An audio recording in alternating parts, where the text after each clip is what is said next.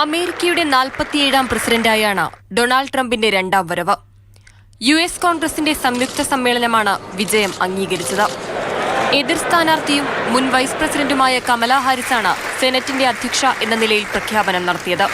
The votes for President of the United States are as follows. Donald J. Trump of the state of Florida has received 312 votes. 20-നാണ് സത്യപ്രതിജ്ഞ. 2021-ൽ ട്രംപിനെതിരായ ജോ ബൈഡന്റെ ചരിത്ര വിജയം അംഗീകരിക്കാൻ US Congress ചേർന്നപ്പോൾ Trump അനുകൂലികൾ Capitol ഹില്ലിൽ കലാപം സൃഷ്ടിച്ചിരുന്നു.